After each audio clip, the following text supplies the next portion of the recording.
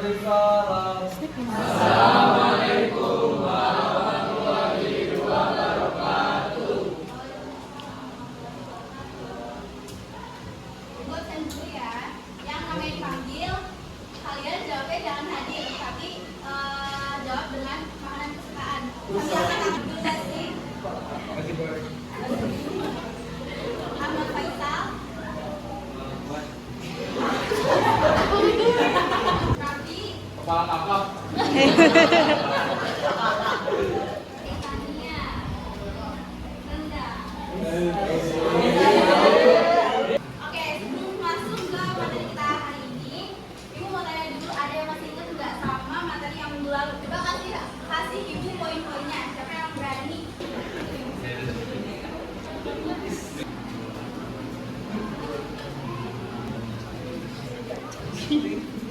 Nah, jadi sekarang Ibu nggak akan bahas lagi tentang pengertian dan dalil-dalil segala macamnya, tapi Ibu akan menerangkan tentang penerapan menggunakan media sosial.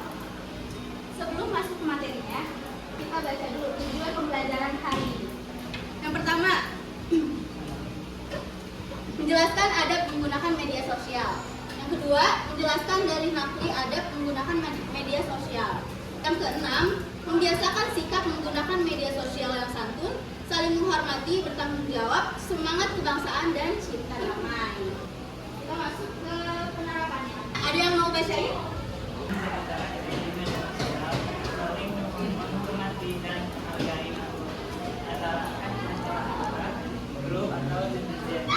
Menggunakan bahasa yang santun, tidak menyinggung perasaan.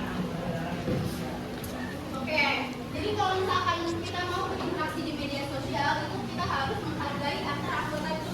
Kalian contohnya ya, Kondenya kelihatan. konflik dalam Kondenya kehidupan sehari-hari ini, kalian punya chat kelas? Ya. Pasti kita udah tahu kan cara kerja di grup itu tuh kayak gimana. Nah, coba bayangin, sini kasusnya misalkan ada A dan B di dalam satu grup yang sama. Tapi ternyata mereka ini berdua kayak punya konflik di dunia nyatanya, kayak saling bersitegang gitu. Terus si A ini malah nyinggung-nyinggung di grup tersebut, misal nyinggung-nyinggung atau bawa-bawa masalah pribadinya ke dalam grup. Apakah kalau si B ini menanggapi apa namanya singgungan tersebut itu dibolehkan atau enggak menurut kalian? Gimana tuh?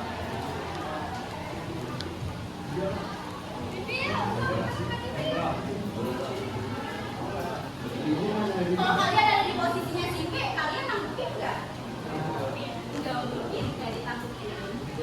Ya kan? Pasti kita juga tersulut emosinya kan? Karena kenapa masalah pribadi kok dibawa ke dalam grup gitu. Tapi kalau misalkan kita hatinya bersih, kayak ya udah gitu, kita let it flow aja, ya udah nggak apa-apa dia kayak gitu. Jadi kita nggak balas. Tapi kalau misalkan kita masih kayak, ih kok dia kayak gini sih? Ada 3 poin penting yang harus kita perhatikan gitu. Yang pertama, kalau misalkan memang kita mau balas singgungan tersebut, kita tuh harus dengan pikiran yang positif dulu. Kita harus dengan otak yang bersih, yang tenang dulu, dingin gitu, pikiran yang dingin. Biar apa yang kita ketik itu nggak menyinggung kemana-mana gitu. Nah, yang kedua, harus perhatikan ketikan kita di dalam grup tersebut. Biar apa? Biar masalah yang kita hadapi hari itu tuh nggak menyebar kemana-mana. Karena kan kalau misalkan ada orang yang kalau balas lingkungan itu jadinya merembet kemana-mana kan, malah menimbulkan masalah yang baru. Tapi kalau misalkan ternyata 2 poin ini udah dilakuin dan ternyata respon si A ini masih buruk gitu ya, kita bisa ngelakuin poin ketiga, yaitu kita cari siapa dalam grup itu yang paling berhak atau yang paling bijak dalam menangani masalah tersebut gitu. Jadinya kita bisa minta bantuan lah ke orang tersebut untuk diselesaikan masalahnya gitu ya teman-teman. Lalu yang kedua, menghindari update status atau mengupload berita berbentuk sampah atau suzon, mencari-cari kesalahan orang lain, tajassus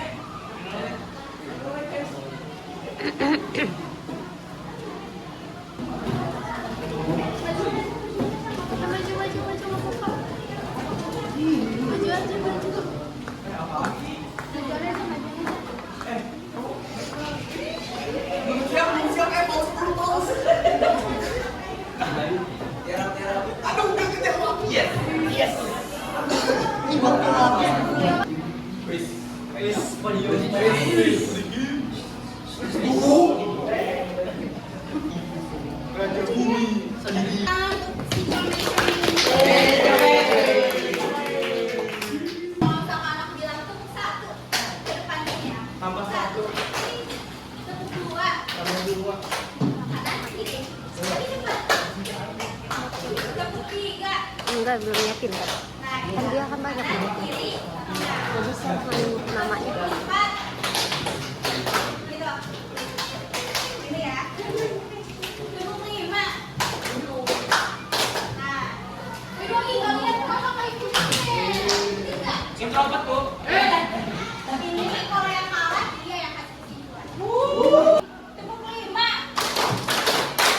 Tepuk lima kali.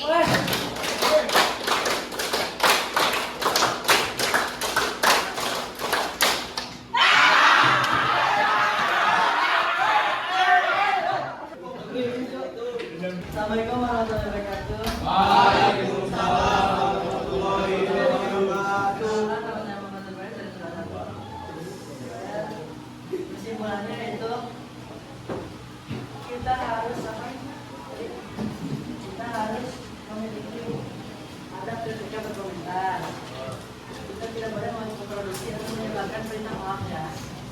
Jadi Kita aja. Ya. Sama dulu. tadi Kesimpulannya adalah ada media sosial adalah penerapan karakter media dalam